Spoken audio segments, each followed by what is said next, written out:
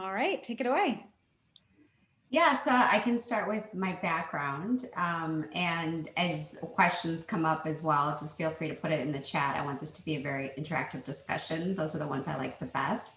Um, but background is I was born in Mexico. I moved to the US at a young age, so I was closer to 6 years old. I grew up in a low income, dual language, multicultural household. So that's the lens I bring to my investing, and it's what I brought to my professional career. And I didn't pick up English as quickly, but I picked up math pretty quickly. So that led me to study industrial operations engineering at the University of Michigan. And there is where I did a few engineering internships and I found Goldman Sachs at an engineering conference. I was like, what do you guys do? I had no idea. This was back in 03, 04. And they were like, come on and join us. And so I did two internships and then spent nearly a decade there full time. So I started my career in finance. I have a background in engineering. And then I was like, okay, what do I want to do next? And so that's what led me to go to Northwestern for my MBA. And I was there when I was at Northwestern. I took a class called VC Lab, where you do an internship at a local angel or VC group. Now, this was 2014. It wasn't that long ago, but at the time, there was nobody really recruiting for venture capital. I think I was the only one in my class that I knew of. Now it's got like exploded. People that haven't even gotten into Kellogg are reaching out, right? People undergrad are reaching out. And so it's a big thing. But at the time, there was very few funds in Chicago, if any. There wasn't an active recruiting culture. And the entrepreneurship uh, curriculum had just started to kind of expand more broadly. I think Linda Dara has done a lot. Obviously, Melissa has done a lot with the garage. So, but it was still kind of in the earlier days. And so, for me, there wasn't really any place to go. I'm just like, I think I like venture capital. If I would have known how hard it was to get in and how hard it was to figure out if you're good and start a fund, I probably wouldn't have gone into it, I don't think. But I guess I was naive enough to just go into it. When I graduated, I didn't have a job. And I think that's important to tell everyone because you don't want to share all your like successes or what you see in the news. And I like to talk about that, especially with Kellogg students, because many times you're in this bubble of students and everyone has a job or they have an internship and they're, off traveling when we could travel. And you're like, oh my gosh, I don't know what I'm going to do the rest of my life. And so it took me a little bit, but I knew I wanted to get into early stage investing. I just didn't know how or where or why. Or I knew why, but I just know how or where. And after I graduated, I went to 1871, the local hub here in Chicago, and I started meeting with a bunch of founders, started doing projects for free, even though they were supposed to pay me. I was like, I don't care. I need experience. Sandbox Industries, a venture fund here in Chicago, was like, hey, why don't you come help us? They saw me kind of crashing a bunch of startups, sessions. And so I did a few projects for them, and I still didn't have a job. So I ended up going back to Goldman Sachs for a little bit while still recruiting and networking, which we can talk about because it's a big piece of it. And that's where I found a really close friend of mine now that I got introduced to. She was a former Goldman Sachs alum who put me in contact with a good friend of hers who just so happened to know Mark Ackler and Troy Henikoff, who had just launched Math Venture Partners. Now, this was back in 2015. I didn't have any venture experience. I had pure finance experience, did not have your traditional operating. Everyone says operating in many different ways. The way I think about operating is like starting a company, running it, and then raising venture money and then have successfully exited at some point. I didn't have that experience. And I want to highlight that too, because there's different paths into venture capital. And so I was recruiting for Math Venture Partners, and I was down to the last three. And I know this because Mark, one of the partners, was just like, hey, send me a note. Just give us a few more days. We're kind of talking internally. And I don't know if I mentioned what I did at Goldman, but I spent nearly a decade in sales during the financial crisis. So I have no shame picking up the phone and asking for the business. So I picked up the phone and I was like, well, who am I competing against? And he goes, well, one of them is a JD MBA, one of them is an investor, one of them started a company, and I was like, well, do any of them have sales experience? Because their thesis was focusing on companies that have an unfair advantage in customer acquisition. It was all about sales. And for me, I was like, look, I was top 5 in sales during the financial crisis, during one of the worst times to be in sales in finance, right? I can sell. The other stuff I'll learn. And so somehow I convinced them to hire me. And I was the third full-time person on the team, helped build the fund from fund 1 to fund 2. And there's a lot that goes into that. And we can talk about the pros and cons about joining a new fund, a startup fund versus, kind of a larger fund. And then after 5 years of being there, I, had seen the types of businesses that were getting funded in the ecosystem. I saw three opportunities. One opportunity to go earlier, especially in ecosystems that didn't have a lot of angel funding. So that's includes Chicago, but there's a lot of other areas in the US and in Canada. Go into industries that weren't always getting funded, but growing massively. So for instance, one of them is female technology, where over 50% of the population is women, 70% of all purchasing decisions in the home are done by women, and yet women's funding it's the lowest it's been in 3 years, which it doesn't make any sense to me, right? But other areas as well, other demographic groups that were changing, consumer demographics were changing, regulations were changing. The world looks very different now than it did 20, 30, 40 years ago, but venture capital, didn't. And then back founders that didn't fit your traditional mold, or that, kind of wanted to bring it up to 2021 standards and bring in diverse perspectives across the table. So I don't only invest in women and minorities, but 87% of my portfolio is racially diverse. Over 60% are women founders. And so I'm very intentional about finding the right opportunities here. So anyways, I saw three opportunities. I launched Chingona Ventures, and that's, I should probably say I didn't just quickly launch Chingona Ventures, right? Because there's a lot of people fundraising now. Not everyone now is raising their own fund. And so I think it's important to talk through that, because everyone's comes up to me should I start my own fund? It's a very hard thing to start your own fund. And at the time when I was exploring it 2 years ago, I actually was just going to create an angel group. And maybe for me, it was I have 5 years in venture. I'm not new to investing, but I'm new to my thesis.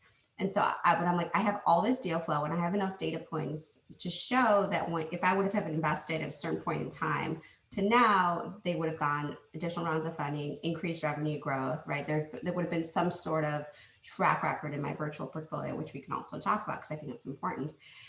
So I went out to my now LP, and he's like, look, I'm looking to fund a fund like this. I'm like, great. I put my deck together. I put the fund concept together, and it took about 18 months.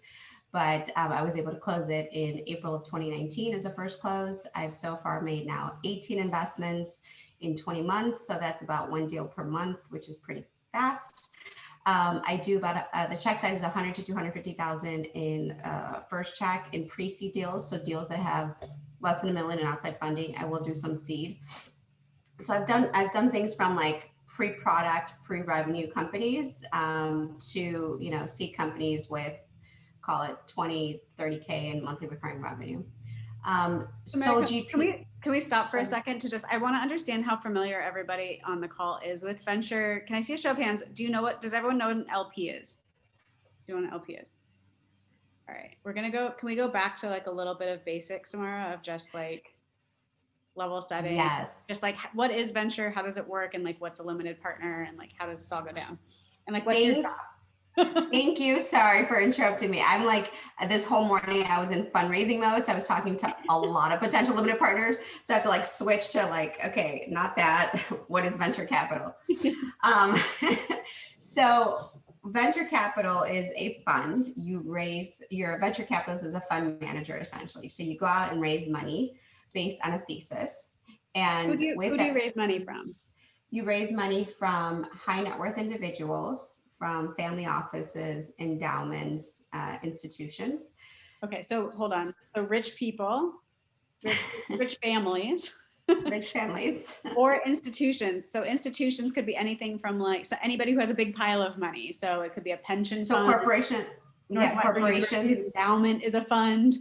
Which we'll talk, that's definitely on my list. So yes. So a limited partner is somebody who is wealthy, has a big pile of money, that's looking to diversify where they're putting their money, right? Because rich people want to make more money. You have to kind of spread your money around. You can't just put it all in the stock market when you have billions of dollars. So one of the investment classes that wealthy people or families or funds will put their money in is venture capital, which is considered a high risk, high risk, high return asset class. No, and I think that's really important, because look, my ultimate goal is obviously to make money for my LPs, to make money for me and my fund, and to make money for my founders. Now, access to capital is really important. It can change your trajectory on starting a business, on the growth of the business, right, on ultimately exiting. And it increases your opportunity for wealth generation in a very different way, exponentially, in fact, right? And many groups, including women and minorities, have not been given access to capital. It was used to be a very, in some aspects it still is, very network based, a very closed off kind of ecosystem. So traditionally, if you started a business, you would not have necessarily had a group of people that are high net worth individuals that can write you 100K checks, right? Which many founders do, to leave your company and start your own fund or start your own company. Many times, if you did start a business and see a little bit of growth, you couldn't have access to capital because you didn't know anybody, you didn't know the right language. And so it limited your upward potential, right? And even just the playbook, just like, how did Google exit? How did Facebook start and exit? Right? There's this set group of people that have done it. They exit, they start their own companies, raise from friends, do it, exit. It's like this whole thing that feeds into the ecosystem. So there's a big movement around democratization here and having more access, right? And I think a lot of the conversations this year around racial equity, because communities of color were often left out of many conversations, including the women movement and the Me Too movement. And so we've been increasing those conversations, obviously, but for me, it's really important. It's a less of a check the box thing. It's ultimately creating wealth on the cap table, right? On the cap table, meaning the investors that invest in my fund, through my fund, as well as through the founders I back.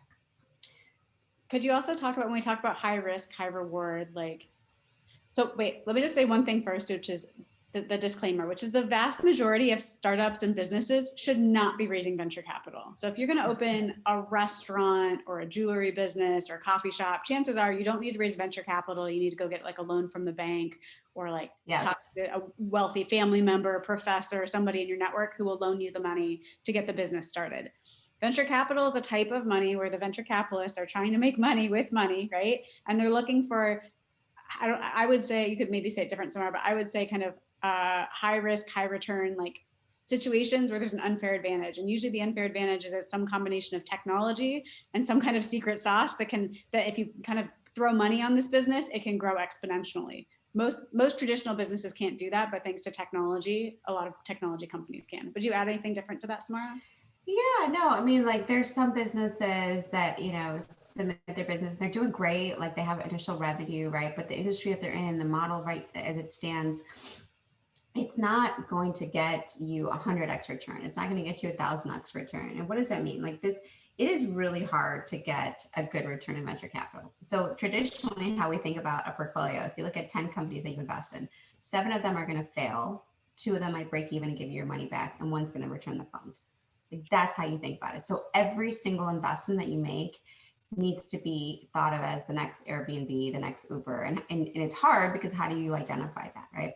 And there's some businesses, to Melissa's point, it's like, yeah, they're doing really great and they're generating 5,000 in monthly revenue for the last 6 years.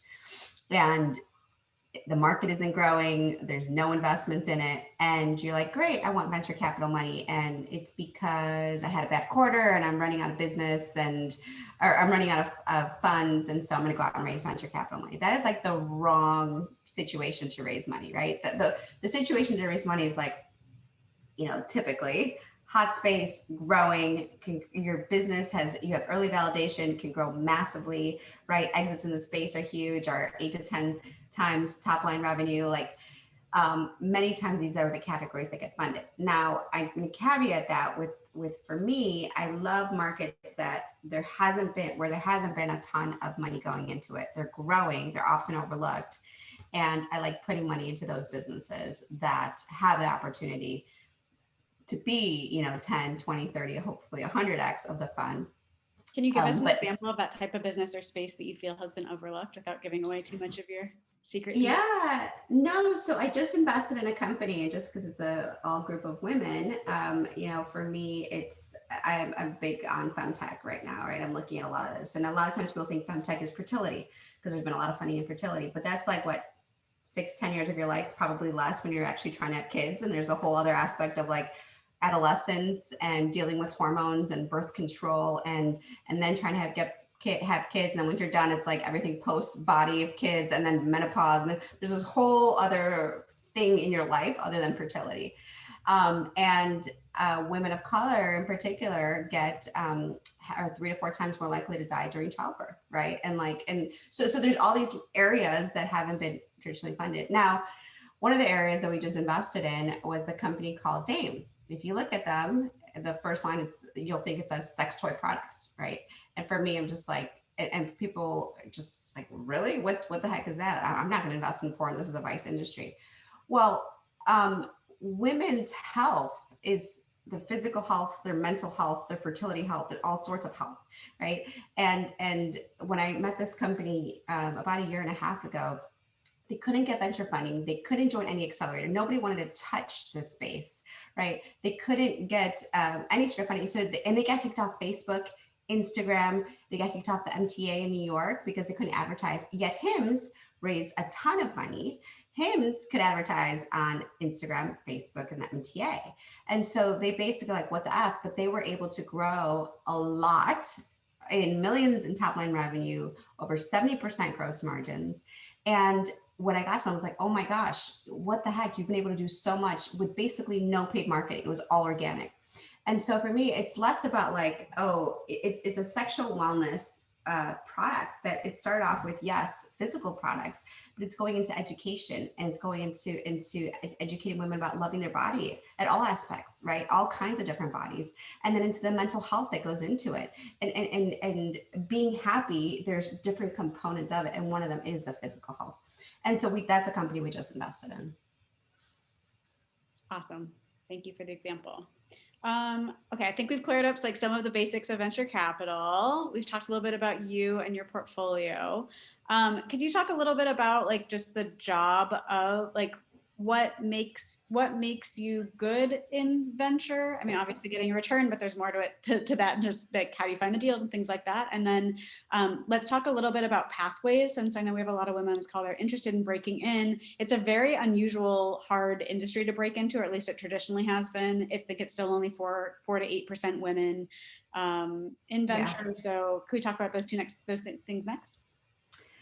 Yeah, so typically the way it works, and depending on, I'm not sure if there's undergrad or MBAs here. Is it a mix? It's MBAs and undergrads.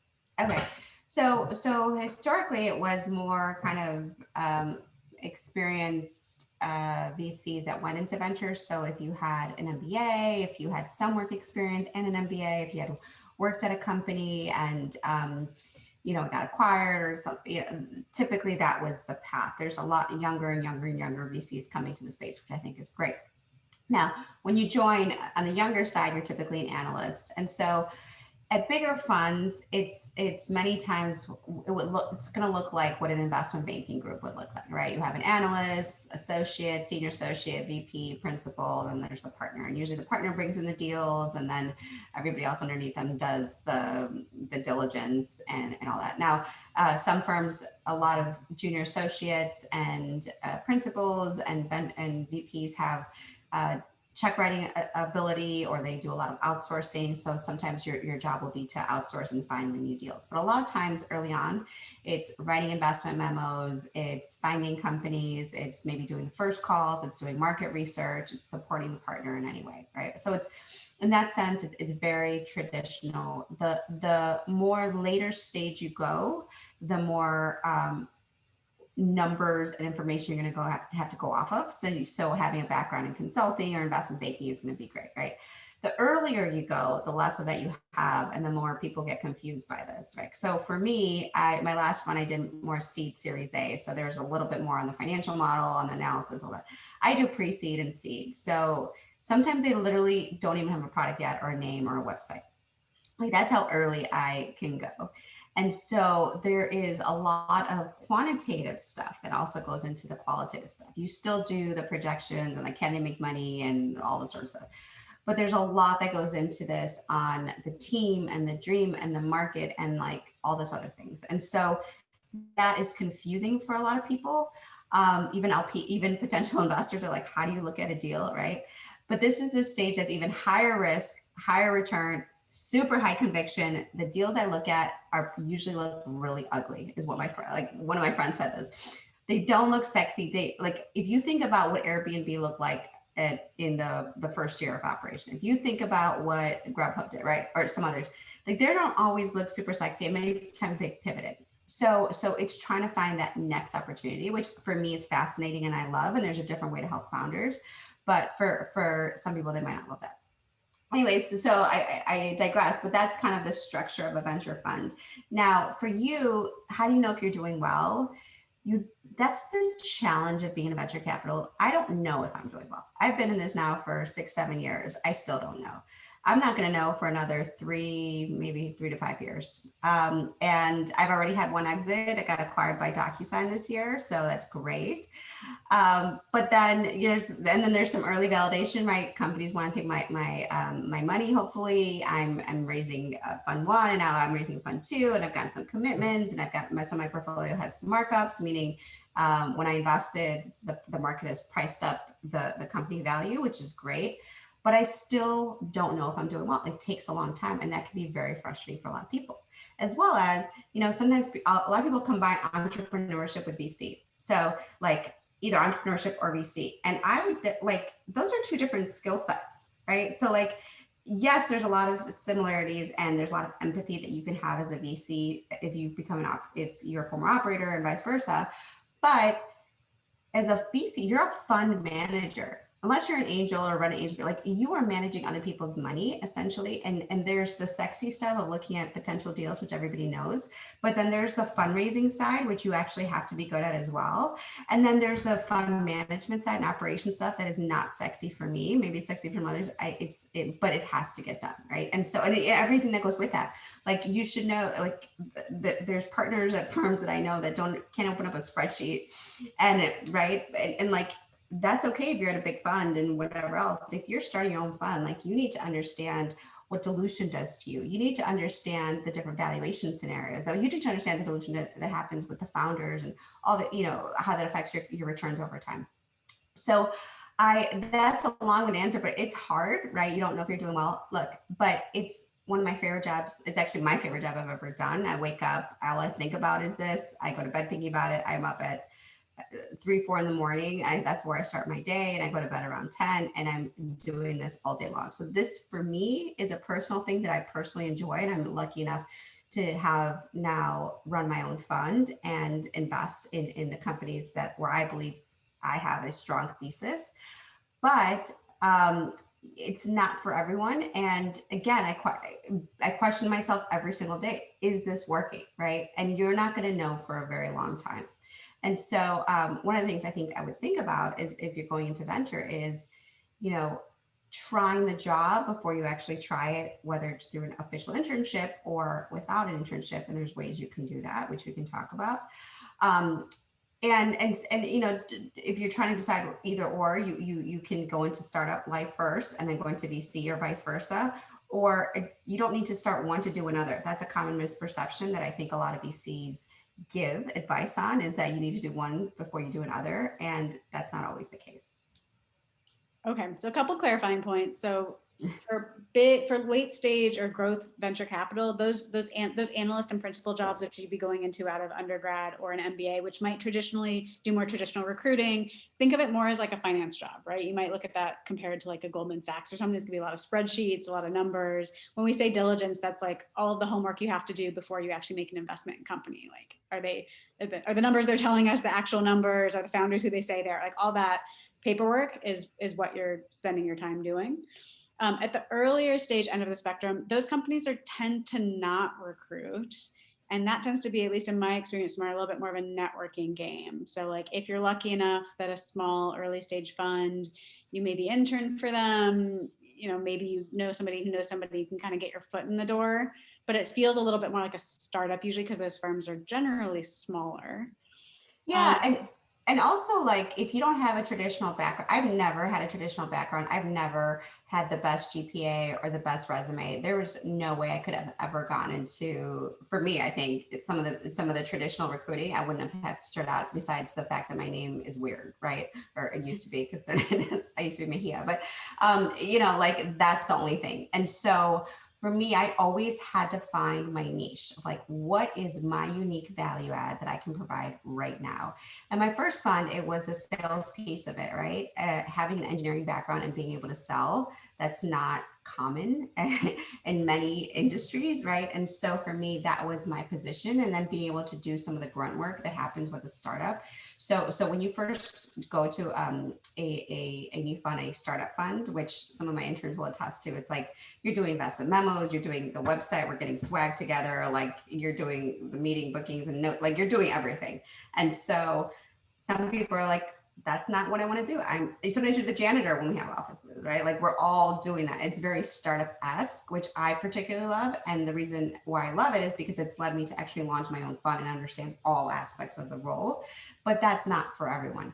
So I think with some of these funds, that to Melissa's point is that yes, it's not the traditional path. You have to know people. I didn't start off having a network. I do not come from a wealthy family. I don't know anybody.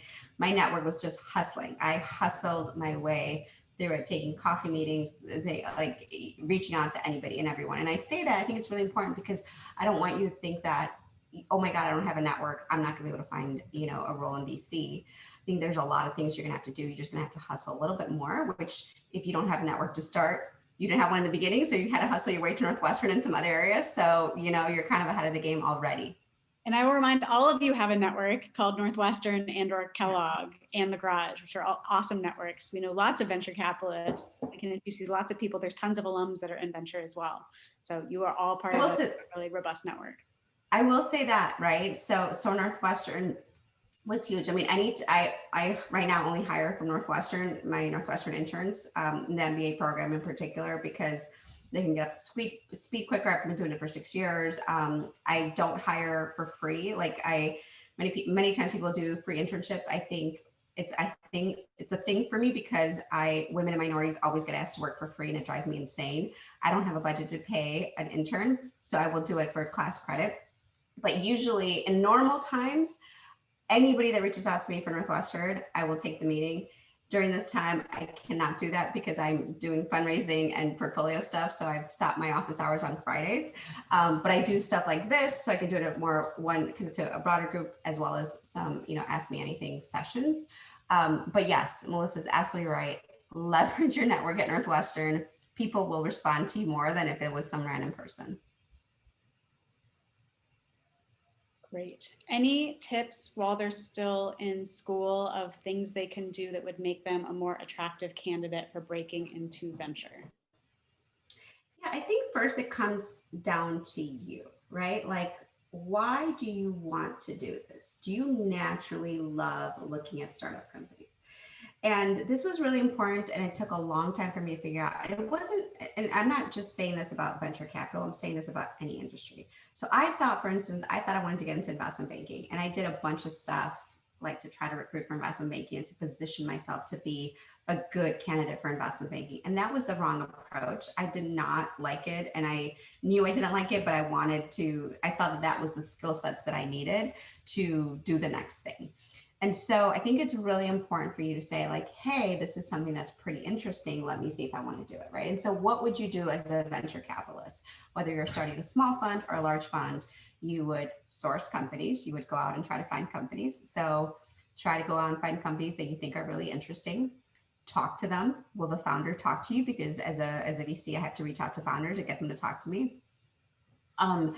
Talk to them and then figure out like, is this something, let's say I had $100,000 portfolio. Is this a company that I would invest in and why? And write an investment memo on it. I always like having that piece of it because you can send that to investors. This is something you would do as an analyst or associate or VP or principal, right? Part of your job is not only convincing yourself that you want to invest, but it's also convincing others that they should invest. And so being able to articulate why a company is interesting, why someone should invest, and then developing your own investment thesis. So maybe you're really interested in healthcare, right? Maybe that's your background. Maybe that's something you like. So looking at all healthcare companies in the space, and then developing a point of view, right? As a VC, there's also a big thing about brand, right? So a lot of top VCs write about this, they blog about it, they tweet it, they're on Twitter, you kind of have to figure out what works for you in your own authentic way and not forcing it. So if this is something that you're like, I'm looking at a lot of healthcare companies, these are the ones that I think I really like. This is the space where I think is really interesting. Write about it. And even if you just send it to like your 5 friends at school or your mom, right? Like my first blog, I thought my mom was going to read it and that was it. And it ended up going viral in like a way that I didn't want it to go viral, but I was like, oh my gosh. So that's not normal. Okay. That was, but anyways, so write about it, talk about it. And then it puts you in a different perspective because it's like, hey, do I really like doing this all day long? Right. And you'll know that, and be honest with yourself. You'll know that if you're finding yourself doing this on the weekends, in the evenings, in between class, all you think about.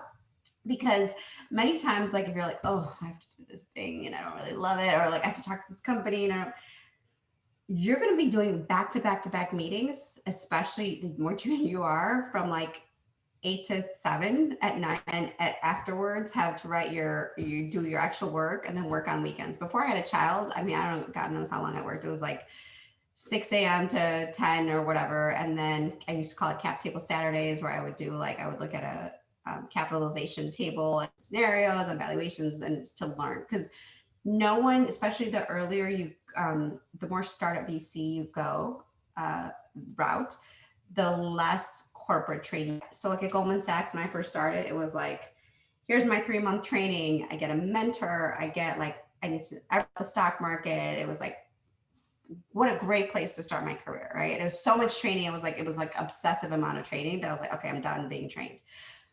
And then when I left, it was like, okay, I have no 360 review. No one's going to teach me about cap tables. There's nothing on the internet except for somebody blogging, and you have to just figure it out on your own. So a lot of VC learning is there's very few classes. Even like at school, there's some, and I've seen some of the homework and I've seen some of the topics. I think it's not really till you go out there and do it. Every term sheet's different, right? Every negotiation is different, and so you actually just have to do the job. And so what I would say is like, do the job, see if you like it, and then it puts you in a better position when you go out to reach out to companies. You'll be like, hey, I really like the early stage stuff. Or actually, no, I don't like that. I really like the later stuff.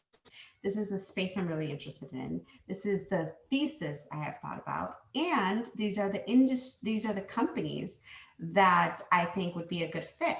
Now, even better, if that is in line with the VC fund that you're talking to of interest, it's like, oh my gosh, you're actually providing value to me, and you're actually giving me a new perspective on an industry. Or at the minimum, it's like we can have an intelligent conversation about it. Because sending cold emails, very few applications online, like there's more now, but that's not going to help you stand out amongst anybody else. Does everybody have access to or seen an investment memo? Do you, like, show of hands, do you guys know what that looks like? Some kind of a little bit 50-50. Samara, do you know is there a good example of an investment memo online or one that you could share? We can Google after this. I honestly, what I tell my interns early on is like, Google it, just Google it. There's so much stuff online. It all kind of depends. So the later stage you go, the more stuff you'll have to put in. The earlier stage you go, the less stuff you'll put in. I think someone just put like a Bessemer venture partner has some. Yeah, there's like. Let me take a look at like that. Sequoia has some good ones. I think Notion is pretty open about their stuff. Like there's a ton of stuff. So over time, I've developed our own internal one that is unique to me and unique to us.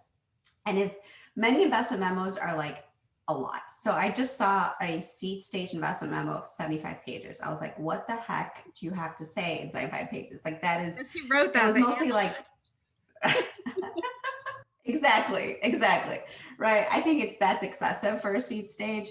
So what I would say is like, if it looks intimidating to you, right, find one that's like 3 pages. Find one that's like problem, solution, market, traction, yes or no, right? Like just the key here is to just start. And I say this because I talk to a lot of women, and many times, we'll have a really good conversation, and then I'm like, great, send me a deal, tell me, but don't just send me a website. Like, tell me why an invest memo or whatever it is, why you like the company, and then they never follow up. and it's like, oh, it's too scary. And that's just, I don't want to, knock down women and whatever else, but many times, including myself, is like, you want to make it perfect.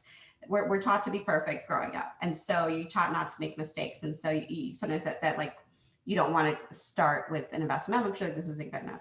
I would just start, just write it down. And it's not, and don't think about it as like a class project when you have to do it, turn in an assignment. That's sometimes what I have interns do. Like they turn in like, there's like, it's perfect and whatever else. The purpose of it is not to show me a really pretty document. The purpose of it is to be able to have to help you articulate your thoughts around the company. Do you fully understand what they do? That's the first piece of it. And funny enough, many times it's really hard to do that because either the founders didn't articulate it or it's just a space you don't know about or whatever it is. So like, do you understand the basics of it? And then can you articulate what you think are still big questions that you need answered before you can make an investment decision? And that takes a lot of time and a lot of years, but start getting that mindset, right? And as you're talking to founders, you can start understanding like what types of questions that really that you need to figure out. And then also start to see these patterns, right? Of like, okay, this is what a good pitch looks like. This is what, if I had my own money, I would invest in this company, right? And a lot of it is if you're excited about the market, if you're excited about what they're doing, if they can clearly articulate like this big vision that's like, holy wow, what you're really trying to do is huge. So don't get bogged down on like the specifics of it. I think the big piece that there's a lot out there, but just start. I think that's the key, is just start writing it down and just to help you understand how to look at a company. Awesome. Okay, to recap our journey so far, the job of a venture capitalist is to take other people's money and to make lots of money with it by investing in opportunities with an outsized return, right? 10 deals, you expect most of them to fail. You expect one deal to do a 10x or more and return your entire fund and then some. We talked about big, late stage, growth stage being a little bit closer to traditional banking. Think a lot of like spreadsheets and numbers. Early stage venture, seed stage venture being a little bit more like intuition, people, market based. So maybe figuring out where you fall in that spectrum from a skill set side and where you'd want to get your foot in the door. And then Samara just gave us some great advice on how to get started. So find companies, try to talk to founders, research the industry, get to know them, and then draft an investment memo. And then also, and then also just create your own virtual portfolio. So like think about a fantasy football thing, right? Right. So if I saw this described by somebody the other day, but just put down, okay, this is a company I would invest in, and just put in your amount, put in a link to your investment memo. And then, depending on how long you're thinking about this or tracking it, you can track your virtual portfolio. And how do you track it? Well, you say, all right, maybe you don't know the exact revenue numbers. Maybe you don't know the exact user base, but maybe you can guess. And how do you guess? I have to do this myself too, by the way. So, well, first of all, Northwestern has a ton of free resources. So like get access to that PitchBook, Crunchbase, like I don't even have access to it. My interns do. So like get access to it, figure out how to use them. You guys have actually more information than I do. But if you can't, right, there's so much stuff online. There's probably articles written about them that estimate the revenue, so just estimate like this is where we think they are today, or they just launched and they're a year in launching. So most companies in the space, given other comps that we know of, have call it 5K users. So we estimate that that's what they have. And then a year later, 6 months later, maybe there's a news article that says they just signed up a partnership, or they just got another round of funding, or there's something else, an additional data point, and then put that in and say like, okay, it doesn't actually mean that they exited or had a huge round of funding or whatever it is, but it's showing that like they're signing up partnerships, they're going into new verticals, new product offering, new markets, right? There's an additional round of funding. People are interested in this company. And look, that's what I have to do too, with my portfolio. I have to figure out like, and talk to my investors about this and say like, this is how the portfolio is doing, given that there's no exits today. So think about a virtual portfolio as well. Awesome. I think at this point, maybe we can open it up to some questions. Yasmina, we'll start with you. Awesome. I just had a quick question. Since you're investing in early stage startups and they tend to pivot, how do you account for that in your investment? Because like what you think they might be doing ends up becoming something else, maybe for like the better, maybe for worse, who knows? But yeah. Yeah, especially the pre-seed, like the likelihood of pivot is probably like, I don't know, 70%. So, and pivot is a big word, right? Because it's like, there's different ways of pivoting. So it could be like, okay, we thought that we were going to sell the CRM solution to small to mid-size venture capital funds.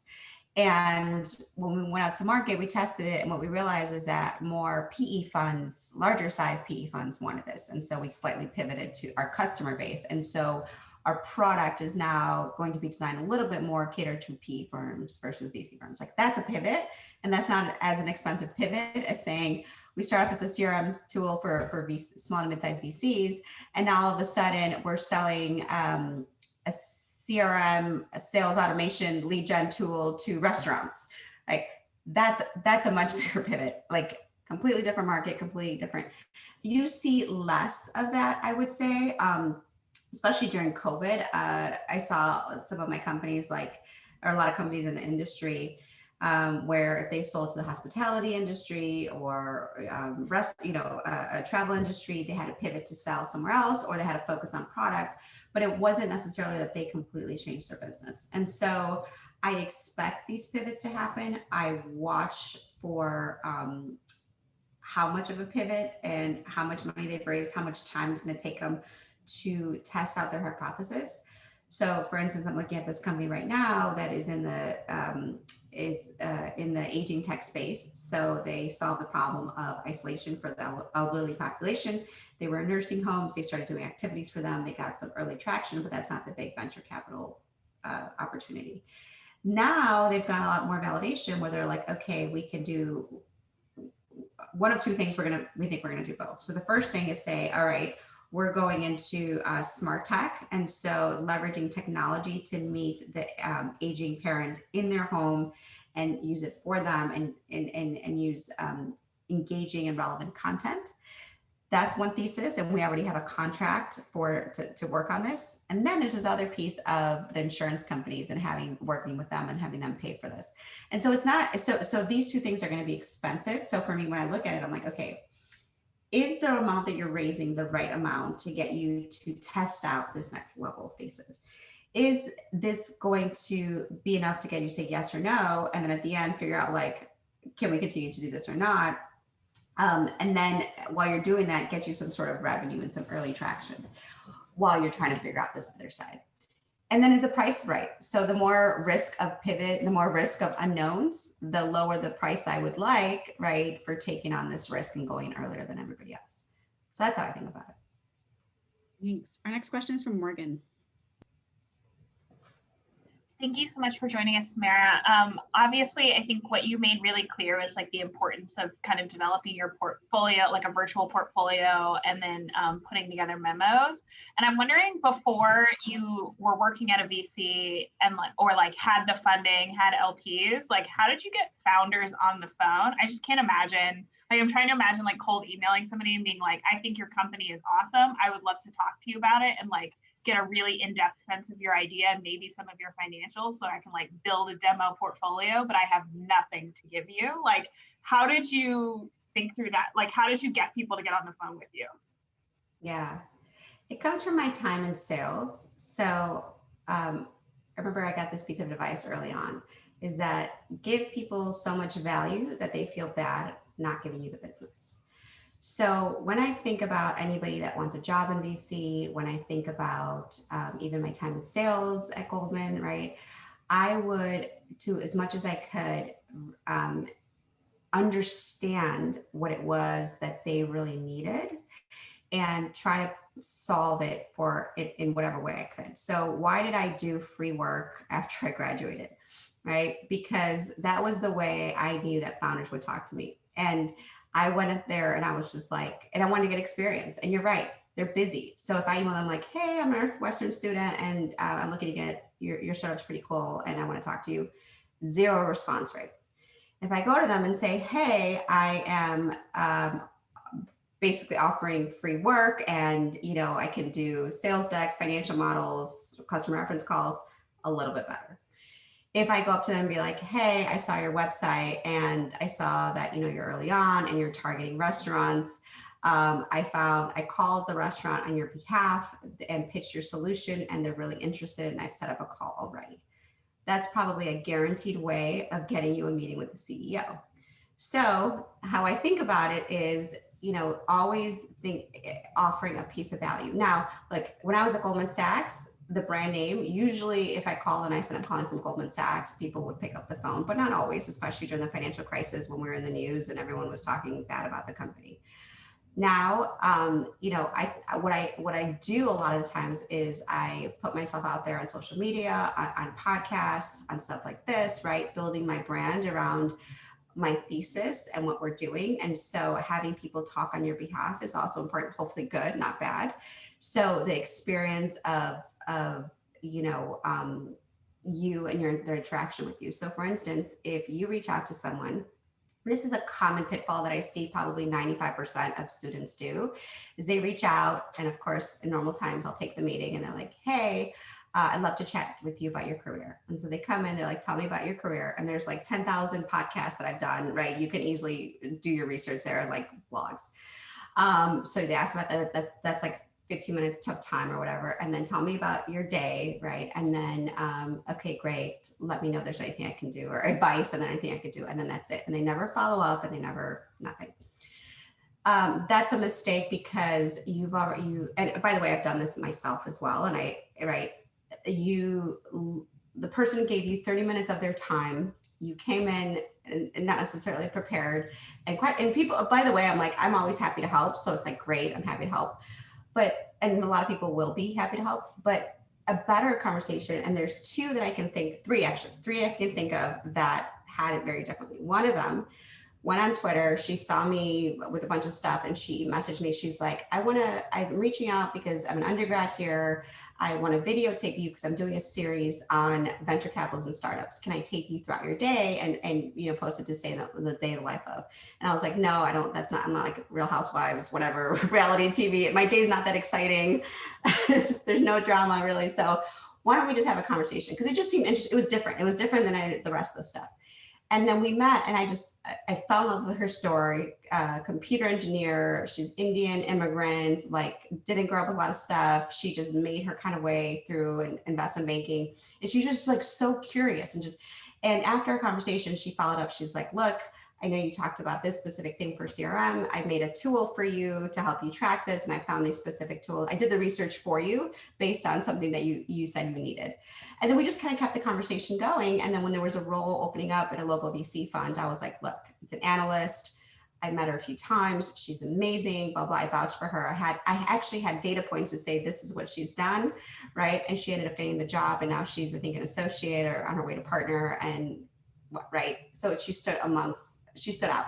So the big pitfall I see is not following up, which is a huge mistake in sales as well. Second, I think you should be very proactive and see like, what value can I provide to someone? Even if it's not on, if you don't pre the call, prepare for the call. And then after the call, be like, you know what? They were really interested in this space. So somebody else sent me they knew I was interested in the femtech space. And so after our call, they did an entire investment thesis on femtech because they were interested in it as well. They sent me a 10-page deck on it. I was like, oh my gosh, this is incredible, right? And I actually took some of those learnings and I applied it into my thesis. And so I think that just taking a step, 10 steps further, again, I think it's going to add value to you, but more importantly, it's going to add value to that other person, and they're going to remember you more. And especially if you follow up, you're going to be front of mind when they get reached out to and say, hey, is someone looking for a job? I'm looking for women at Northwestern. It's like, I'm going to think of Morgan because she's added value to me. She's front of mind always, right? And she's someone that I think that I can have very specific insight into a candidate versus a random person that emails me. All great advice. We have 2 more questions right now. Let's go to Shreya next, and then Avantika. Awesome. Thank you so much for this. I swear, like, best Tuesday. But I was interested to learn a little bit about how do you learn everything really quickly, because sometimes I struggle with like understanding niche topics really well. And there's so many niche topics. So do you have any like tips on sifting through the fuzz to get authentic, real information on a lot of stuff? The most empowering thing that I learned over time in my career was that nobody really knows what they're doing. Like, there's very few people that actually do. There's a lot of guys in particular that will talk like they know what they're doing. And it took me a long time to figure that out. So I would just start there and be like, you know what, you're coming to the table. Everyone's kind of on the same page. They might have more experience and more years than you there, but you, no matter whether it's your first day on the job or 10 years in, right, can absolutely provide a differentiated point of view. And many times that's me earlier on. It was like, I'm the youngest, I'm the only woman, I'm, you know, blah, I'm mama, whatever. And that's a big mind block. And so we as women and young women, you guys like have to get over that. That's the first point. The second piece, like I'm a generalist, so I will see a hazardous waste tech startup one hour, and then ed tech, and then go into health tech. I don't know a lot about I know a little bit about a lot of industries, but I've tended to focus on like 5, and then particular one that I know really well. So fintech, about 35% of my portfolio is in fintech. I have 15 years in finance, public and private markets. So like, that's my jam. And I've already had an exit there. And like, I've done a lot of investments. So when I see these investments, like boom, boom, boom, boom, I know what questions to ask. There's others that I'm not very familiar with. And I'm upfront with them. I'm like, look, I don't know if we're going to get over the hump, right? I don't know if I'm going to get excited about this. I can get excited about it if you've raised no money and you have 5 million in revenue, top line revenue, right? Like I will learn. And there's some industries where like you'll just spend time learning it, and those are great. This is what I love about it. I've learned so much about so many different things. This is what I love about my job. But then be okay with like you're sitting down and you're like, oh my gosh, I'm looking at this material company. I have no idea what they do. I've been here for 5 hours and I just like, it's not my thing. You know what I've learned? I'm just like, unless someone's paying me to actually do the investment memo, I will learn about it, but it's just not for me. And I'm just going to kind of move on. So I know maybe that's not exactly what it is, but I really think that nobody knows everything. And so it's just empowering to know that, to know enough to be dangerous, to come in and know enough to cut through the noise and be like, these are the 3 key things I need to know to make an investment decision. These are the 3 key things I need to know to push this deal forward. And I think that's a really empowering tool. Thanks. Avantika? Hi, thank you so much for all of this advice. So for the pre-product, pre-website, just kind of not companies that you invest in, what is the one thing that makes it click for you about the founder or the companies? And because these companies are so early on, how do they even come to the table in the first place? Yeah, I'll answer the last question, the last part of the question first. So we're very intentional about having an open website. So anybody in the world can apply. We only invest in US and Canada companies, but anybody can apply and we will take a look at every single deal. We might not respond to everyone because it's a lot, but we will take a look at and that's the promise that I make to everyone. So we're very intentional about that. 50% of our deal flow comes there because in VC, it's very closed off. People don't put their emails on the website and all this other stuff.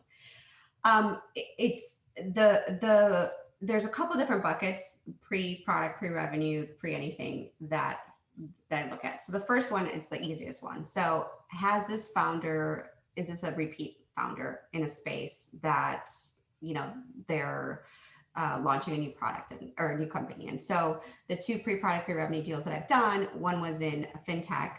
The founder had built her last tech business. It's called Mitu, M-I-T-U. It's like the BuzzFeed for the Latino community. They had 100 million unique visits to their website every month. They raise a ton of money. The founder knows how to grow audiences very quickly, engage them in a very unique way and with a very targeted group. She doesn't have fintech experience. So when she went to launch her company, I was like, this is what I've been missing. I love investing in fintech consumer apps, but the thing is they start with product and then they try to figure out the customer piece, and that just takes a lot of time and money. And so she knows how to grow audiences. She knows how to engage them. And I was like, okay, I'm willing to take that bet on having her, build out the fintech app, which I don't think that's, unique or differentiating. So that's where I invested. The other company was an ad tech company, second time founder in that tech space. So that's the easy bucket. It's like, okay, and that's what a lot of VCs do. So that's not differentiating. The second one is like, okay, is there something about your background, even though you haven't started a company, do you have a unique insight on something? So maybe you were a pharmacist and you were there for 5 years, 10 years, whatever it is, and you realize something structurally wrong with the pharmaceutical industry. And you realize there was a huge problem and there was a solution that you wanted to provide that you believed that you could succeed in, and your experience, right, your connections, all that, even though you haven't started a company or know how to write a line of code, you understand this in a very unique way and have a unique insight that nobody else does. And then there's a third and hardest piece, which I still invest in, but it takes a lot of time. So it's younger founders, haven't done this before, had this aha moment, be it from maybe a personal experience, but they've never run a company, they don't know how to raise, and they're new. And I'm actually going to lead one deal in that space right now. It's the aging tech space. And the founder is so passionate about this. He was like, I need to solve social isolation. I don't know how, but I'm going to solve it. And so he started off literally just going to nursing homes and being like, can we create activities for the elderly, for people here, right? And so he just started creating unique and engaging content. That's not the big venture capital opportunity, but it was like, it showed that he can sell into nursing homes, that people are willing to pay for what he's trying to offer, right? And then the next stage is like, okay, now can you raise money to really build up the tech? Can you raise money to provide, to take it to that next level? And that piece is a lot harder. And many times that is with founders that are traditionally overlooked, don't come from networks, where we think we can provide value. Can we help them raise? So are they coachable? Are they coachable, but also, can push back too? Do they have the ability to raise more money, right? Do they have the connection? Have they been able to build something here? And that's the hardest piece, but that's the most exciting piece. And so I've funded all three buckets. Thank you. I just want to remind everyone, since we have women on this call, that we do have the Propel program at the Garage if you're interested in trying to start a business or company or an idea while you're in school. Applications for Propel will open week 7. It's identity-based. It's all women cohort, all women mentorship. We have a parallel program called Activate for anyone that identifies as Black or African-American, also identity-based, all Black and African-American mentorship. Those are great ways to dip your toe into the world of entrepreneurship, maybe become a more empathic investor, having tried to get something off the ground. It is hard to start your own anything. And I'll also plug our podcast, How I Got Here, is out. Episode 2, featuring Lucas Phillips from Brewbike, is live. Check it on Spotify, Apple Podcasts, wherever you listen. We have six episodes of season 1. The first was on Google, and there will be one on Goldman Sachs later this quarter. So thank you so much, Samara. Can you stick around as everybody exits? Thank you, everyone. Yeah. Okay. Bye, everyone. Thank you. Thank you.